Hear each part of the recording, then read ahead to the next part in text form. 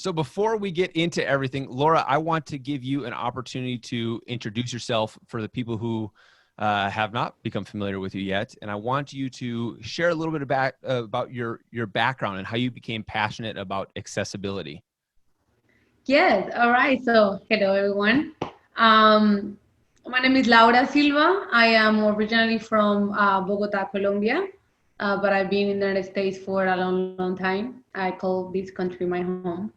Um I got into design by way of my university. I am a graduate from the Savannah College of Art and Design, and I graduated with a bachelor in writing. So I'm actually a writer. Like on my diploma, it says driving. But that's the beauty of design, right? You don't really need to go to school to be a designer. I think we are all designers in our own little ways all the time.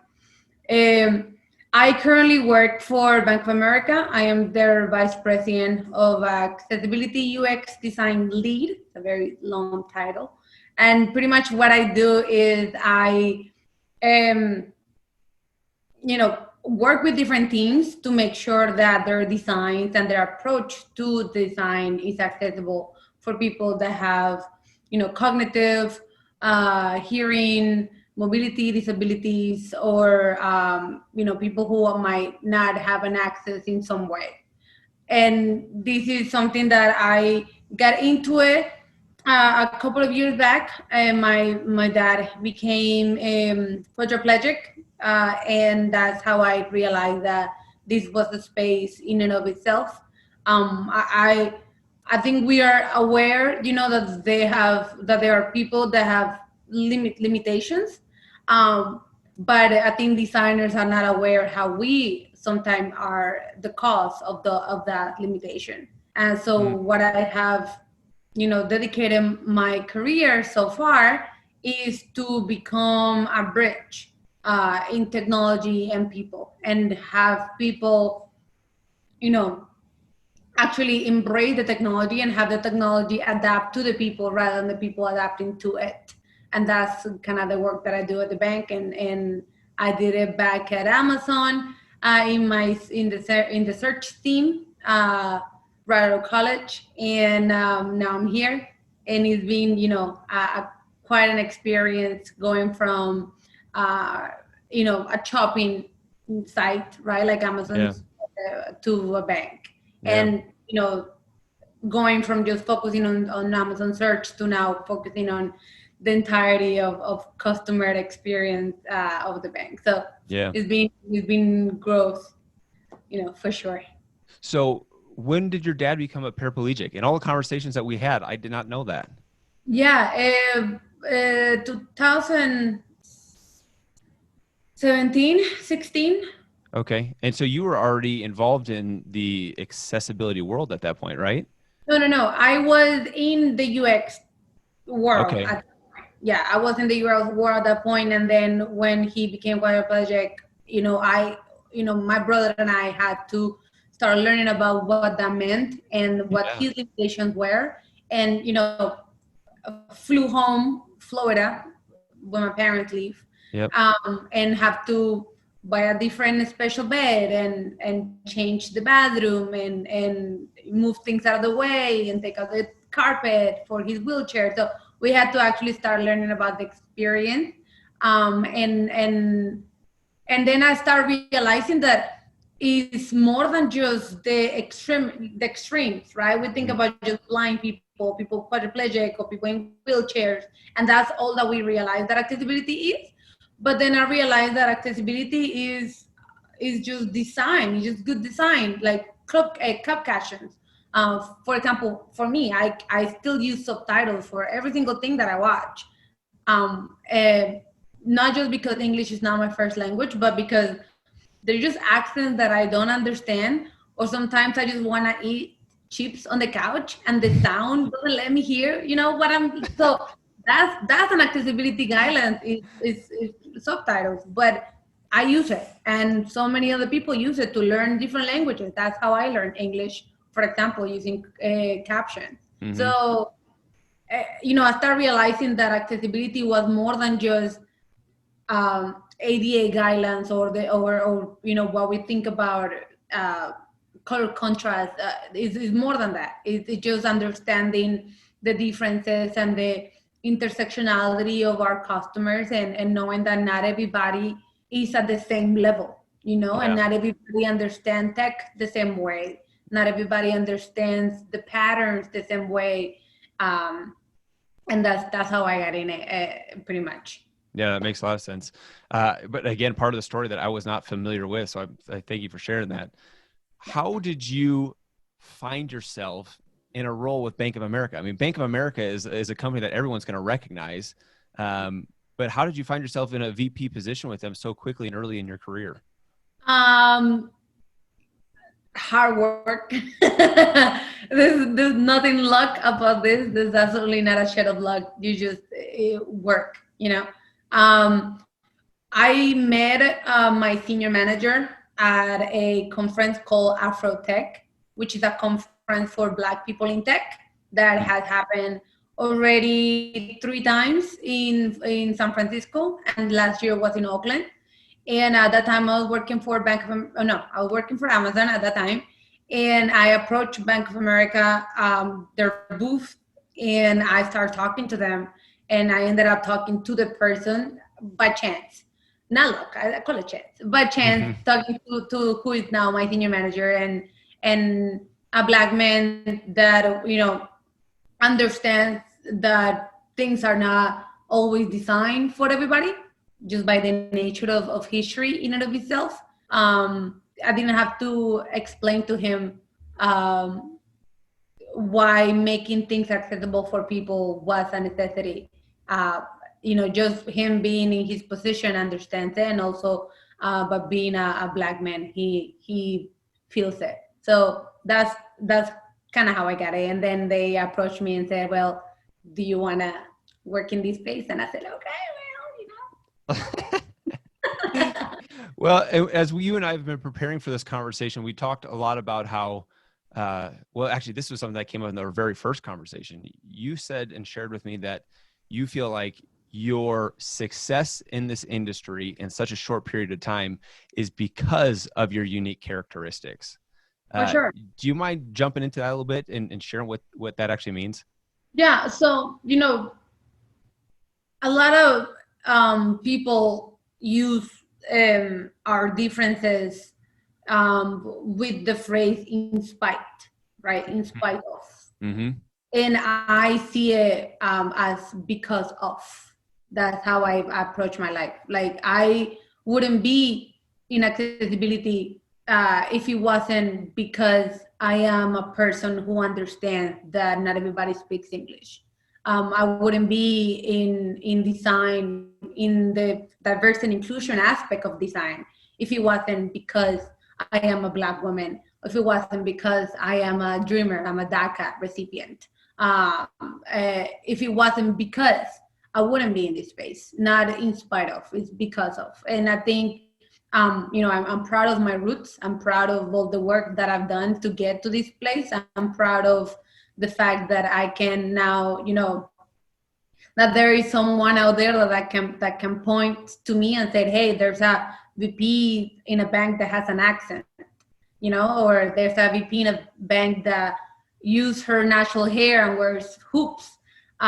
There's a VP in a bank that has piercings and tattoos, and she's Colombian, and she has the same color skin as I do. That's why I'm doing this, because I don't want the next generation to look at this space of design and see it as just white and male.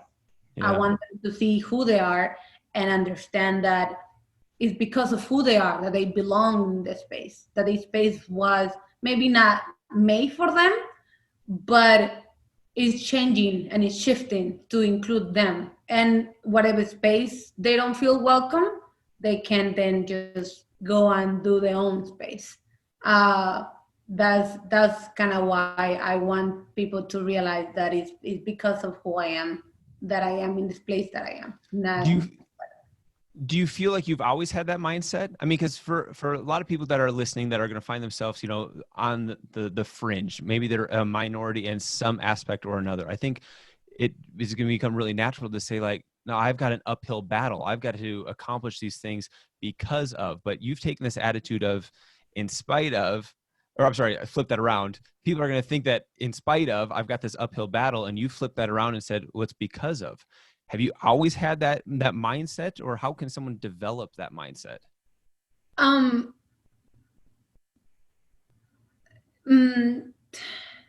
I've known that I grew up in Bogota. Okay, so Bogota, Colombia.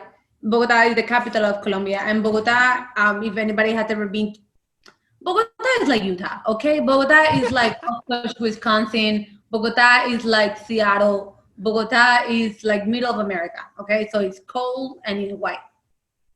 And I'm not that. So I grew up knowing that very clearly knowing and that I was different than the rest. My dad is black. My mom is white, and they met in the middle of Colombia, where there is a lot of mixed people. But then they moved to the capital, and besides my dad, I only saw people that looked like me once a year when I went to vacation to see my grandma. So I was very aware of the fact that I looked different. I went to a 3,000 girls school, and I was one of 3 black girls in that whole school. So it's very hard not to notice that your skin is different or that your hair is different. And they made sure that I knew that I was different too. Racism and colorism is not just an American concept; it's a universal concept. So they make sure that you know that you're different. And because of that, I think I had to develop a thick skin from very early age, and I think that's where it came from. When I got to the United States, I knew that I was an immigrant. And I knew that we were here in asylum, seeking asylum. So I knew that I didn't have the privilege of someone who was American. So from the beginning, I already understood that there were things that were going to be different. And I was 12 years old. I didn't speak English. So I was like, okay, that's another difference that I know I have. So it's just understanding the reality of my life that gave me kind of like the thick skin to just go about it. I don't know how someone can develop this attitude of like go-getter. I think that comes out of hustling and surviving. I don't think they come to a point that unless you do these things, there's no other way. Like unless I learned English, I wasn't gonna go to college. Unless I went into tech, I wasn't gonna find, unless so it comes out of survival and need. Survive, that's kind of like the way that I can. It's like if somebody ever tried to learn Spanish, right? Just out of fun, it might take them maybe like a year or 2, right? Fly to Colombia tomorrow and live there. You pick it up in 2 weeks because you have to. It's survival. So I think that's kind of like the attitude that I have. Well, I would like to fly to Colombia tomorrow. I don't think that's going to be happening anytime soon. But one day when that opportunity does present itself, I would like to take that opportunity. And the same with you, right? We talked about having you come out here to Utah. That's something that we're going to have to experience at some point in the future. But one of the things that you said kind of reminded me of Carol Dweck's growth mindset, right? If you have the mindset that you can learn, you can grow, you can adapt, as opposed to you're stuck with this fixed set of skills that have been given to you or applied to you, or the box that you've been placed in. The mindset of a growth mindset will allow you to then see these in a different light, I think is kind of what you're saying. Yeah, but also it also depends on the circumstances, because there's a lot of people who cannot see their way out. It's not just enough with just believing. Opportunities also have to be available for people to have that growth. right? That's why there's so many people in poverty so many families in poverty that cannot break the cycle.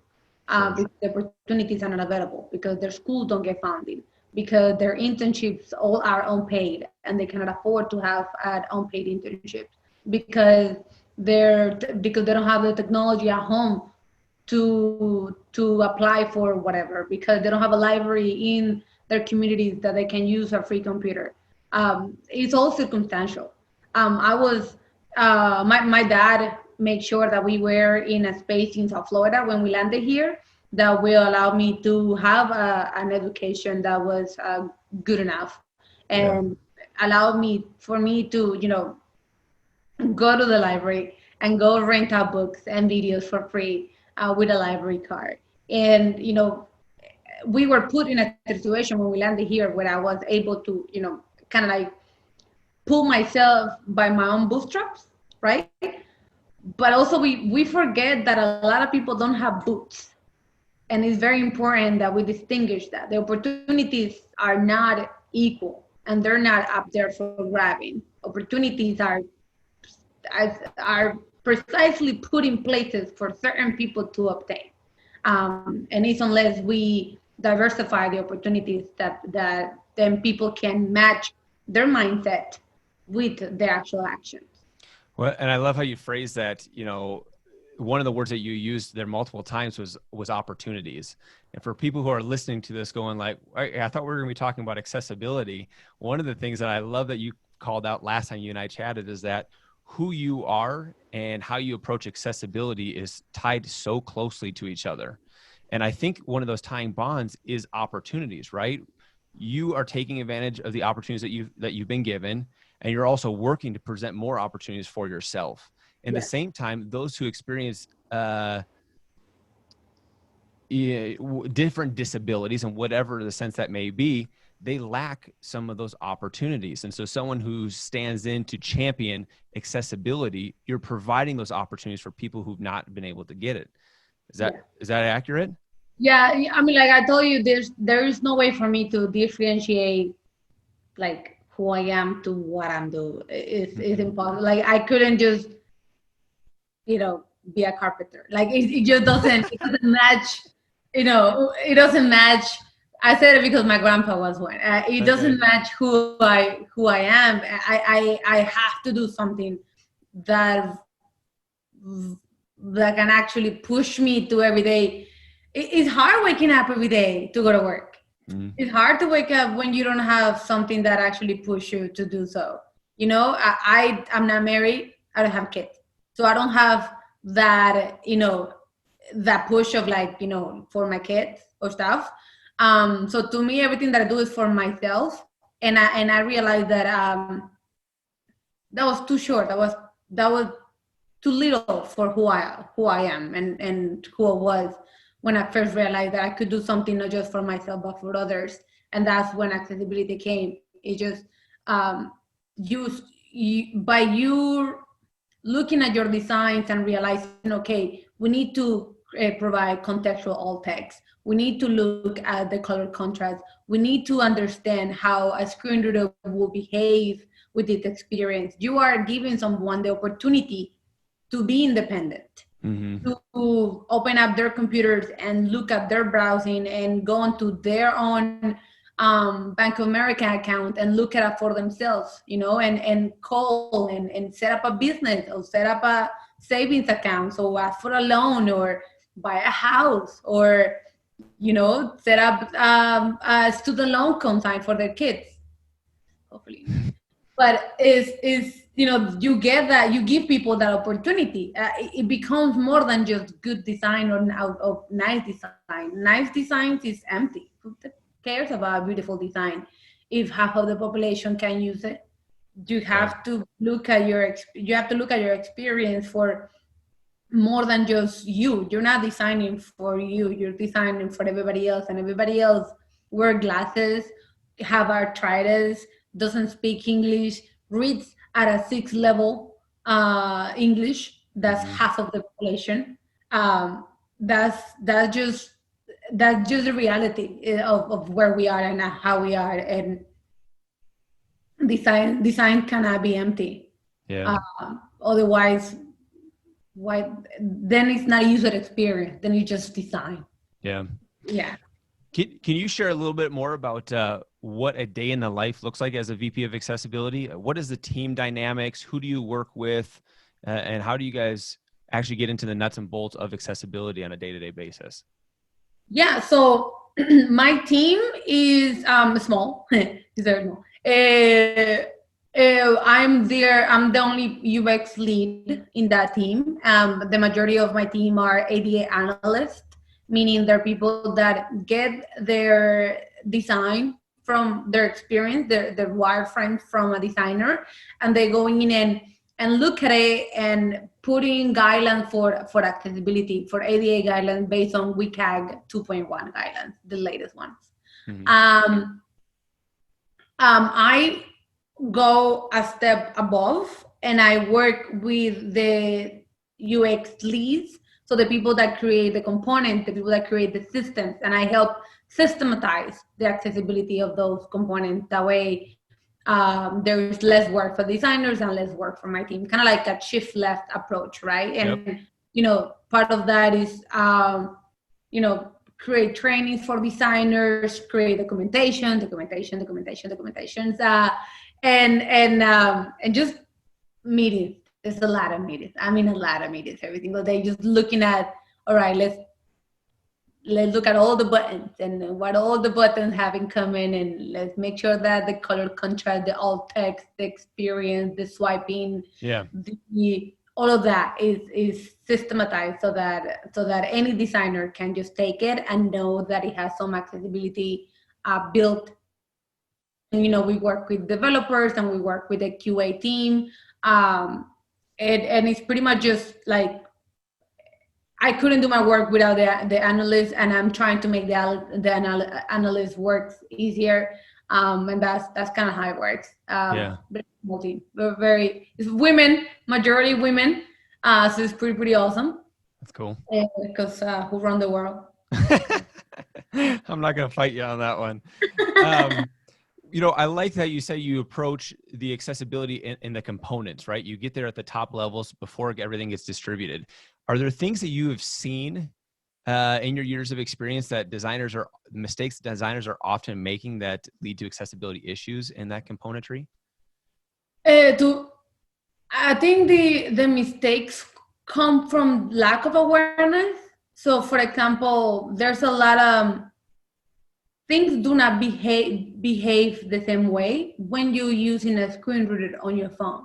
Mm-hmm. Because screen reader is based on tabs. So it reads the screen to the user based on what, kind of like, look at it like a ruler in a textbook. So that's how it reads. Yeah. And for example, swiping, this notion of swiping doesn't behave that way with a screen reader. So if your whole experience is based on someone swiping, then your whole experience is not going to work with someone who's using a screen reader. And someone who is in a screen reader is not someone who is just blind. It could be someone who has some color contrast issue, or someone like my dad who can see but cannot use his hands.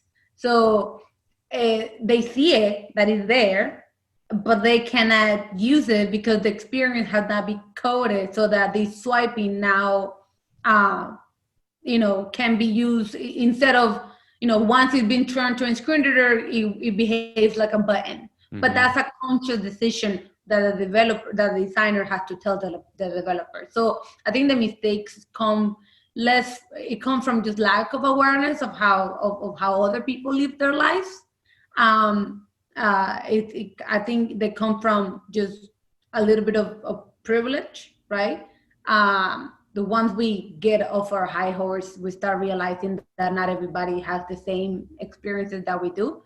And I think that's kind of like, what I see the most. But designers understand what color contrast is. UX writers understand that things need to be contextual, needs to make sense. now let's put it all together. So like, it makes sense. You, you know, what's funny is you actually brought this to mind as you're sharing that. I jump on Dribble, you know, at least once or twice a week, and I start looking at really pretty mocks.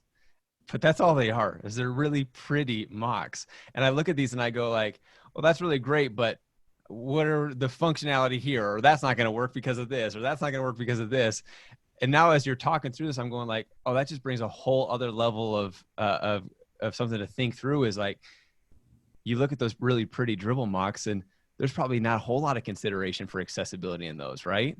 For sure. For sure. Have you looked at those mocks and thought the same thing to yourself? Yeah, sometimes, you know, I go on Dribble, I go on Behance, and I go on LinkedIn because a lot of designers post their stuff on LinkedIn. And a lot of the stuff, you know, I remember one, it was like some guy posted this series of buttons. I don't know why buttons just follow me around. This thing of buttons, and they were like, which one you guys like the most? And they were just like, there was no stroke. There was no clear call to action. There was just a bunch of loud, like, that's a bug, that will be, that's not. So I was like, I wrote like none because neither are accessible. And they came back to me with like torches. They were like, what do you mean? I'm like, dude, did you check the color contrast? No, because I did. And that thing doesn't even pass. Doesn't pass. It doesn't even pass. So that right, I don't care if, like, that's what I said. I don't care if your thing is pretty. Pretty design, who cares about pretty design? Right now, who cares about pretty design? I want this thing to work. And to work for as many people. It's impossible to make everything work for everyone. I understand that. Our team understands that. But if there's something that we know, like color contrast or stroke for better readability, let's just put it in practice. You know, who cares if your thing is pretty? Nobody has pretty. Well, and one of the things that we talk about pretty often, and it's almost become buzzwordy at this point, is the idea that, you know, designers, product managers, they need to have empathy for their end user, right? Yeah. How do you, or what tips do you have for designers, product managers to begin to deploy empathy for maybe an accessibility challenge that they don't have? What would you recommend that they do? I think the first part would be to, if they're able, in their research team, to create guidelines for the researchers to, you know, engage with people with disabilities, because we need data. Data is important, and we need anecdotal data when it comes to accessibility. We need someone to tell you, man, I have to tap 200 times to add something to my cart. Mm-hmm. And that's a strong quote right there. You know, like that, I think that would be the first step. And I know that researchers, for some reason, are scarce. They're like unicorns in teams. So I know not a lot of people have researchers in their team, but we all have YouTube, and we all can turn on YouTube and type, how does the screen reader work, or what type of color color contrast issues do people have? Yep. Why do people use closed captions?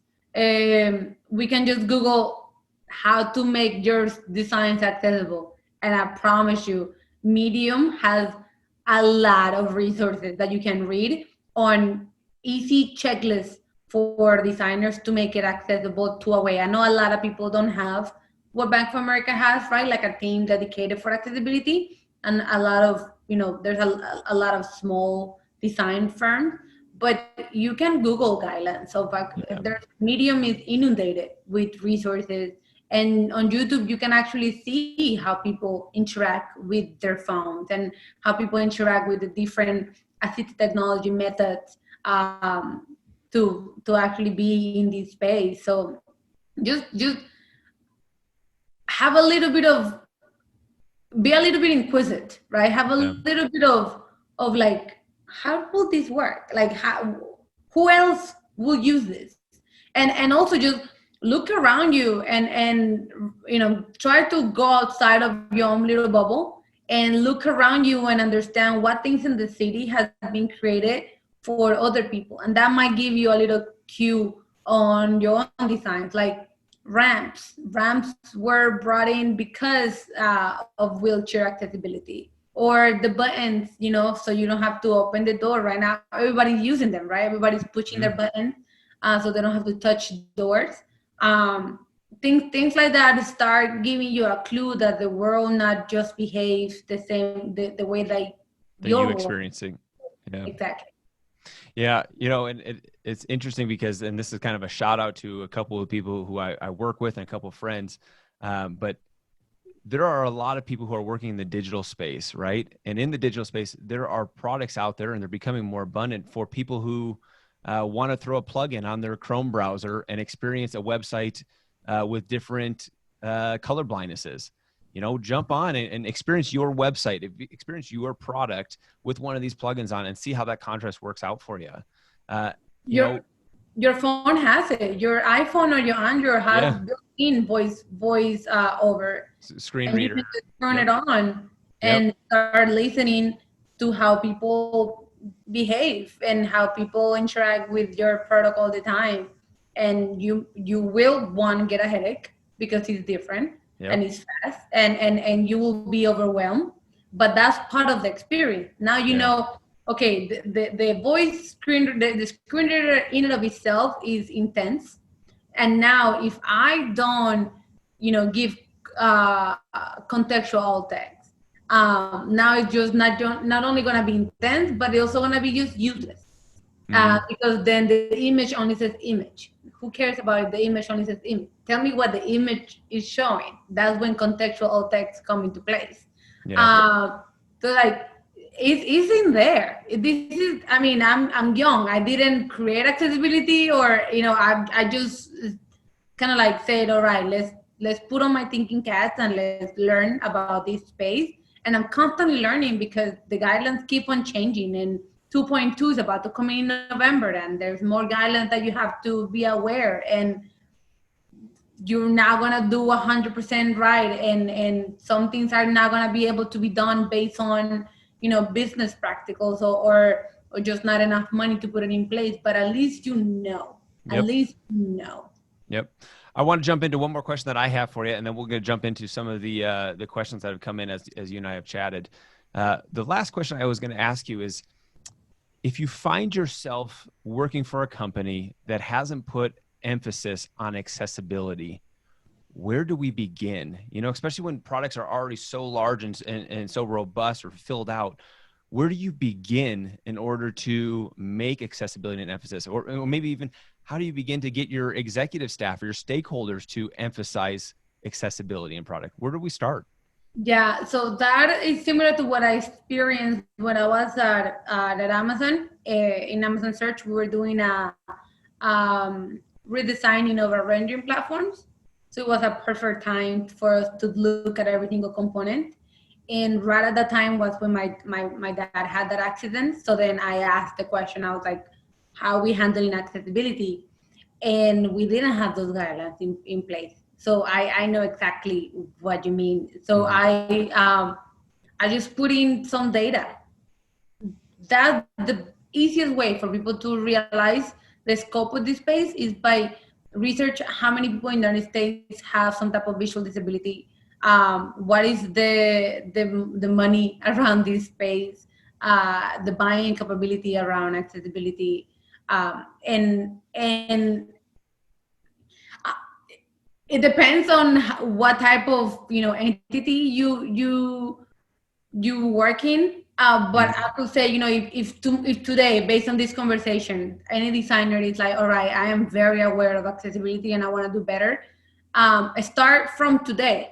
Today on, you start looking at your colors and you start checking color contrast analyzing on Google, and you start looking at the color today.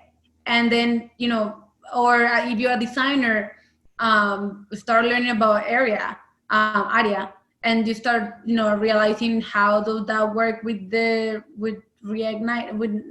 or React or whatever, HTML or whatever it is that you use, and how you put that into place. It's hard. It's a hard space because you have to do what I kind of like what I do, go from a component base, go from a system way.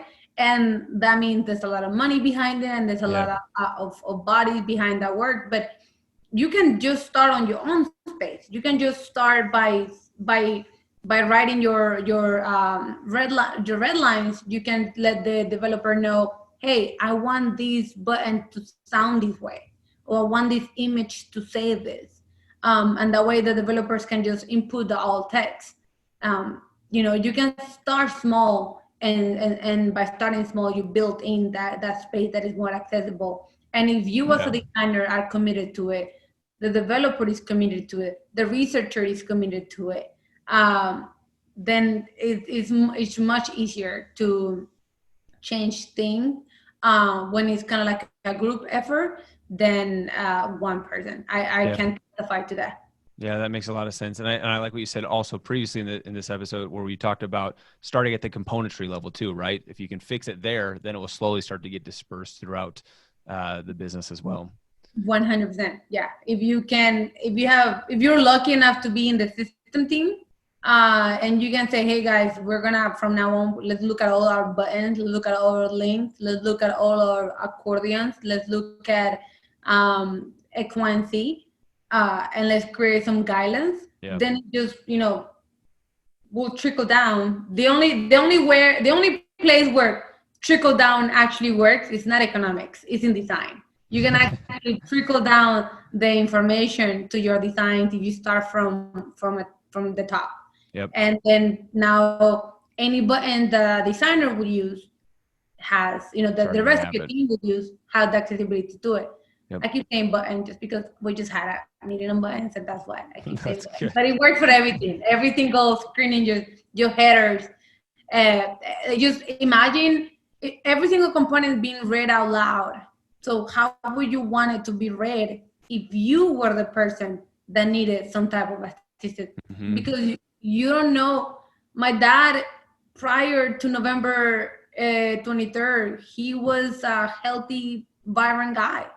And then on the 24th, he wasn't. If I lose my vision tomorrow, I have to rely on a screen reader. So I want to make sure that there is someone out there like me who knows that might also happen, and put in the guidelines for the future me, for the older me, for the person like my brother who has arthritis, for someone who loses their glasses tomorrow. And I have contact. If I can find my contact, I turn on the screen reader so I can know what time is it. So it is just understand that you're designing for a space that is just it's just nicer to be in. Just design the future that you want to live in. Yep, absolutely. Well, cool. I appreciate you sharing that. I want to jump into some of these questions. Dropping my pencil here. There's a handful of questions that have come in as you and I have been talking. So I want to go back and pull for a couple of them with the remaining 10, 15 minutes we've got here.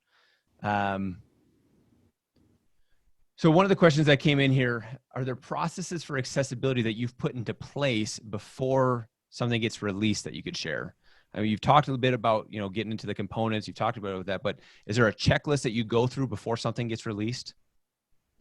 Once you put the guidelines in the design, of course they get coded, and it's important that you get them QA with assistive technology. So that would be the best part of the process. Will be, it's not just enough for you to design it; you have to test it with the technology that you're going to use.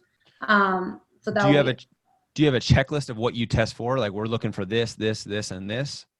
Yes, we have a very long test script for the QA team to look at, but it's more of like, the color contrast pass the ratio. Is there contextual alt text? Can someone, is the legend read as a whole sentence? Can this be experienced in JAW, in voiceover, so it's, that makes sense. We look at all the technology and then we go down the list, but there's definitely a list. no, I gladly share it with the team. Not, of course, the Bank of America checklist, but I'll share with the team some of the resources that I found online for people that can use their own checklist, after they've input accessibility guidelines. So Yeah. somebody else can check it out. That's a great idea. When I'll end up posting this episode later on, so for anyone who wants to go listen to it afterwards, they can get that, and I'll include those links that you want to share in the show notes of that episode. Another question that came in, I love this one. Came in from Natalie. She asked, and this was when you and I were talking about what the makeup of your team looks like. She asked, do you know how it happened that so many of your coworkers are women? Because we're just badasses. No, I mean, yes, but I honestly do not know. Yes, I do know. Intentionally by my manager to hire women. That's how you get women in your team. Yep. Because you hire them. So it's just an intentional decision to say, we want women in this team. The fact that there's more women, I think he just like being around women, smart women. Who doesn't? But I don't know how we got to be more women, but it's diversity and inclusion is an intentional act. An intentional decision there. Intentional decision. So yeah, it's just to make sure that there were more women. There were women in this team. Yeah, that's awesome. There's another question. There's another question that came in about what websites do you recommend for color testing? I don't know if you know any off the top of your head, but again, we can include those in show notes. Color contrast analyzer. Just put that on Google, color contrast analyzer, and the first link will be the one that you can output, and it will show you. And that's the one that I like the most because you can put your front color, so the text color against the background color, and it will show you is it ADA compliant based on AA or AAA, or is the guidelines are different based on text and objects. So the color, the border of a link will had different guidelines than the color of a text, the contrast color between the background. Mm-hmm. So that site, color contrast analyzer, will show you all that, and it will just clearly give you pass or not pass on that one. So that's the one I like the most. Yeah, cool. I'm pulling up. There's a couple that popped up in the chat and a couple that popped up in the QA. So I'm jumping over to the QA now. Brooke says, obviously there's so much to do with design in terms of accessibility, but in the interest of time, are you able to share your top 3 best practices that designers should keep top of mind? Color. Do not rely on color, just on color. Know that a lot of people cannot see color. So what other indications of interaction can you put for that person to understand that there is interaction happening? Give guidelines for images. Otherwise, someone with a screen reader would only hear image. So if your image is part of your experience, give guidelines for the developers to give contextual alt text for that image. And I don't know, I think that was the third one. I don't know, if you're going down my list of use the screen reader in your phone so that you understand how people interact with it. So turn it on and tap and learn and hear how someone interacts with it. And also maybe Google what some are the type of accessibility disabilities that people have. What is cognitive disabilities, what is mobility disabilities, what is visual, what is auditory, what is temporary, momentary, permanent. Like, learn all those parts. That's just as important as Kearney in that's just as much as understanding what is the best experience for whatever. Yep. You have to learn that part. These are great questions, by the way, and I love that there's still a couple more coming in. Like I said, super good questions. Doug asked, have you created a persona or personas that exhibited accessibility characteristics? Yes, so our team do have a persona that have one or more of the disabilities in the list. So we have personas that are colorblind, deaf, mute, have a hearing. We have personas that have anxiety. We have personas that have dyslexia. We have personas that suffer from seizures if the images flash really bright color really, really fast.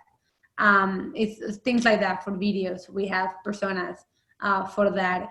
And that's part of, go and learn the guidelines. And that way you can create those personas yourself. Cool. I like that. I think I'm missing one. Okay, I had to scroll back up, but I found it. Chantal asked, is there a difference in designing for web versus designing for native mobile? There are differences in guidelines because one experience uses a mouse or a keyboard and the other one is solely on touch. So there are some guidelines, like swiping doesn't exist on web as in does on mobile.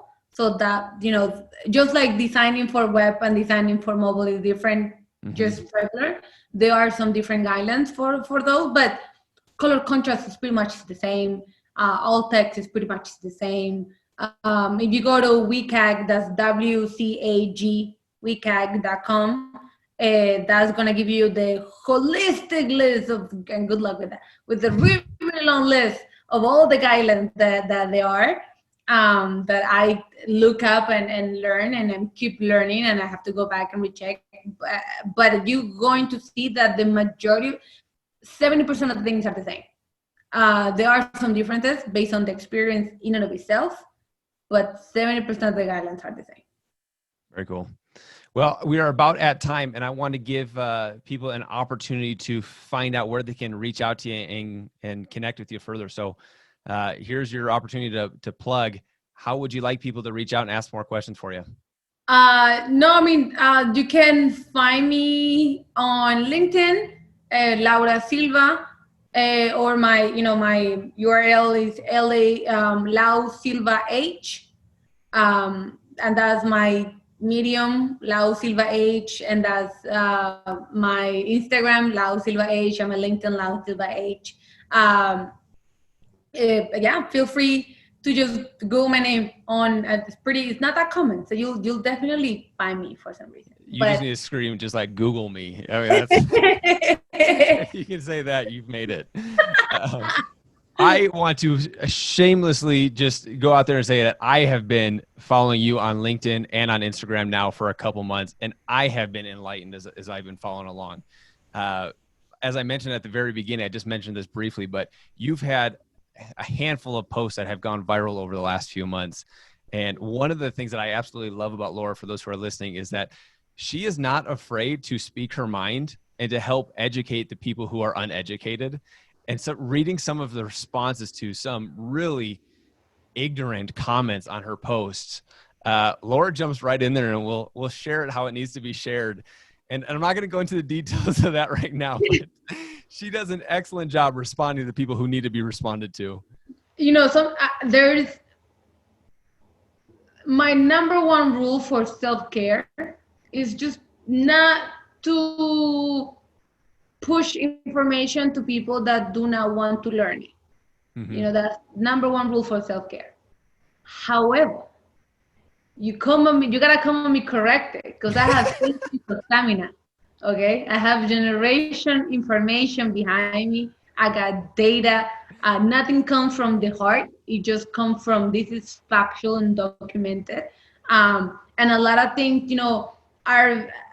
is misinformation that is dangerous to be shared and recreated. Like, the fact that people say that undocumented people don't, are using United States resources. I am undocumented. I am a DACA recipient. I'm a dreamer. So technically I am undocumented. And let me tell you, I pay a lot of taxes and I don't get Social Security or Section 8 or food stamps, or if I lose my job, I don't get unemployment. So things like that are some of the stuff that I think are dangerous for people not to know.